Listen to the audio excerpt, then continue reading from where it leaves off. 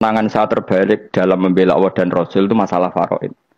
Dulu mungkin banyak yang ingat lah ketika tahun berapa lupa saya, tapi ada seorang menteri dan pakar Islam menggulirkan isu hak waris itu sama, lelaki dan perempuan sama, alasannya karena perempuan sekarang kerja.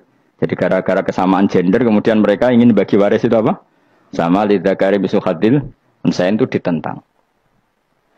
Gerakan itu pernah menguat, termasuk yang bisa dengan tanda kutip bisa menghentikan gerakan itu termasuk itu saya. Yang punya pikiran gitu tak parani, tak tantang begini, saya bilang gini. Anda ngomong ini itu karena pinter apa karena tren? Tak tanya. Ya karena pinter. Saya ini kan orangnya keren, punya kepangkatan jos lah. Ya kepangkatan jos, kepangkatan dunia, maksudnya cara pangeran bojos ora ya ora. Cara ukuran dunia itu jos lah. Tak tanya. Saya itu Pak, termasuk yang setuju gerakan kesamaan gender. Dulu kan lelaki perempuan itu beda sekali karena lelaki kerja perempuan tidak. Sekarang sama-sama kerja maka warisnya harus sama. Terus saya tanya gini, lalu penyebab warisan itu kerja apa lelaki? Dia jawab kerja. Dia nggak ngerti kalau ngadepin saya. Saya ini kan orang alim yang biasa belajar mantek. Dia ini roh nak aku ngalim. Sembrono ya jadi ini.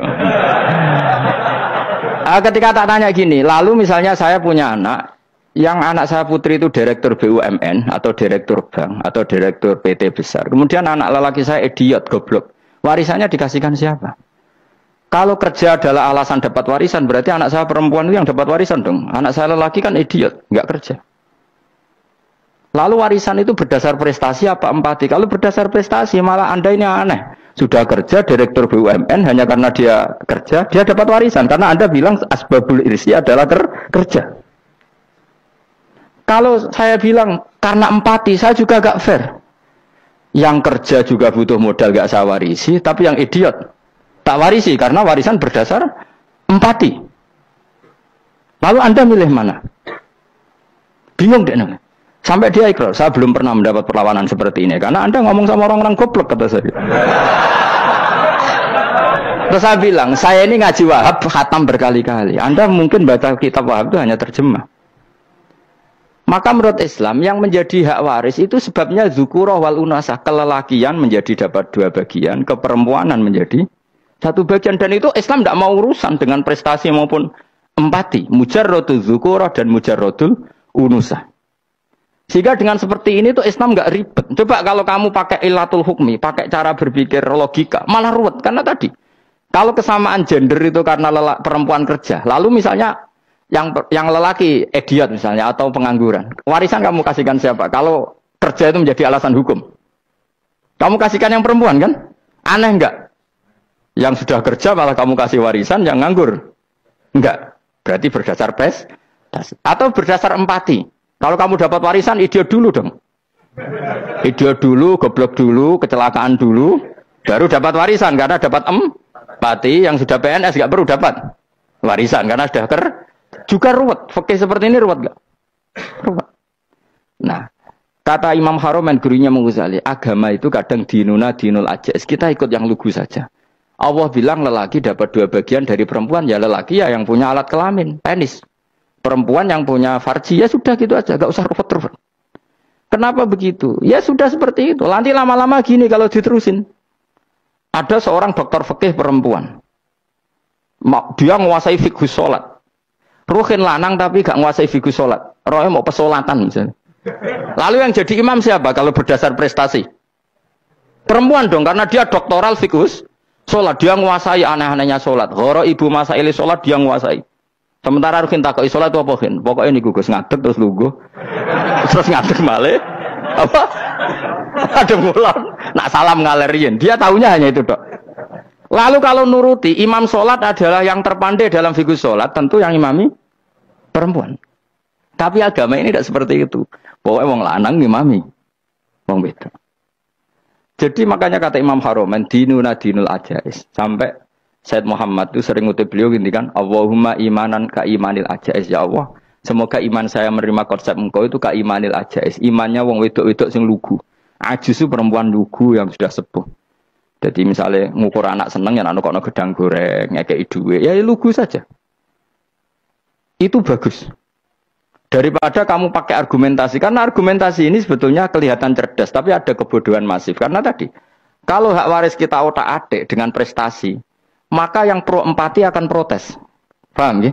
Masa yang sudah kerja dikasih banyak, yang idiot enggak? Tapi kalau berdasar empati juga aneh. Masa dapat warisan harus goblok dulu, harus kecelakaan dulu. Maka Rasulullah pernah ngendikan ketika ditanya, lalu warisan untuk siapa ya Rasulullah? Nabi jawabnya lucu. Fali aula rojulin dzakarin. Jadi Nabi sempat ngendikan kata rojul. Kemudian direvisi dzakarin. Fali aula rojulin dzakarin. Semua ulama ngendikan dzakarin di sini adalah badal. Nabi ngendikan rojulin. Kemudian Nabi ingat kalau rojul itu identik dengan lelaki dewasa. Apa? Kemudian Nabi mengulang lagi dzakarin. Tidak harus dewasa, yang penting lelaki. Jadi meskipun baru lahir, kalau dalam keadaan baru lahir namanya apa? Kan dzakarin kan? Belum bisa dikatakan rojul. Paham ya? Nabi ngulang 2 kali. Fali aula rojulin dzakarin. Ini penting saya utarakan supaya clear. Jadi agama itu gak usah diotak-atik. Ya itu tadi misalnya imam sholat itu lelaki. Ya sudah lelaki. Lelaki itu apa? Yang punya alat kelamin lelaki. Jangan dibalik ini. Yang dikatakan lelaki itu orang kuat.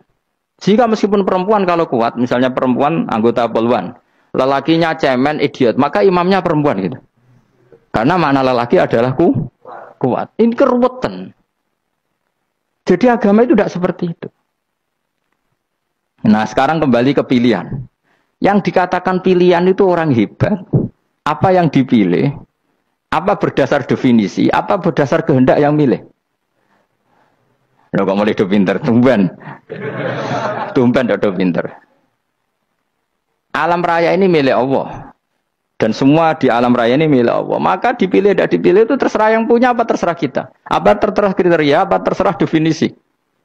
Dalam konteks kita sebagai objek diambil, tentu terserah yang punya. Kemudian Allah bilang, orang-orang itu saya pilih. Nah kalau milihnya Allah berdasar kepunyaan, tentu Allah boleh dong memilih orang yang sebetulnya berstatus dolim. Ya tapi ya tetap dia dolim, tapi ya tetap dipilih. Kenapa ya? Karena Allah yang punya. Saya misalnya orang kaya, boleh nggak punya HP buruk? Boleh kan? Terserah saya. Saya orang kaya, beli HP mahal, medium, dan paling buruk. Boleh nggak? Boleh, saya yang punya. Nggak boleh, Gus, dengan orang kaya harus beli HP yang mahal. Yang bilang harus siapa?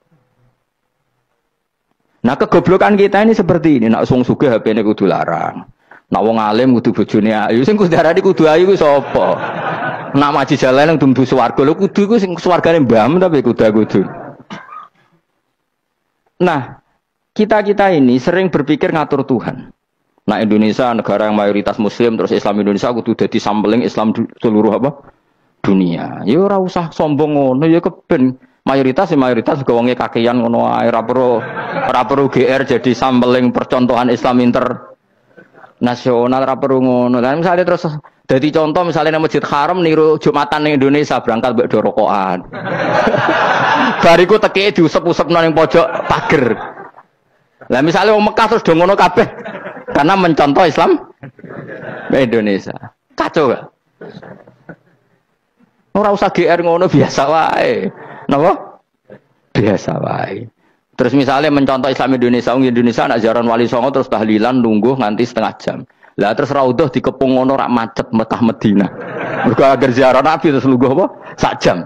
Nah ning wali sak jam ning Nabi 2 jam lah kira-kira gitu. Ya malah nganyak Kanjeng Nabi dong. Nabi sekaruan Afdhalul Khalqi mbok dongakno wa maghfir lahu warhamhu.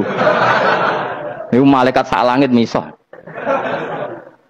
Ya Nabi kok dongakno di sepuro. Kowe tapi butuh sepuro. Enggak boleh doakan Nabi gitu, enggak boleh. Allahumma sholli ala sayyidina Muhammad wa ala alihi. Enggak boleh pakai ighfir lahu. Masalah kita tahlilan apalam donga iku terus kamu gunakan. Misalnya terjadi percontohan Islam dunia terus Nabi kapundhut ditalkin, nak ditakoki waman rabbuka piye. Terus Nabi warai waman nabiyuka. Mesti Nabi yo pro, lah aku Nabi jebot takoki. Jadi kita ini sering kumo luhur karena kita mayoritas terus jadi percontohan Ora usah ngono. Paham ya napa? Ndak usah ngono mayoritas sae tapi ora usah GR jadi apa? Percontohan internasional. Mungkin kalau masalah Islam damai ya bagus. Tapi itu kan tidak hanya Indonesia. Di mana-mana yang Islam damai juga banyak dan yang tukaran juga banyak. Toh yang tukaran nggak pernah maklumatkan diri ini percontohan.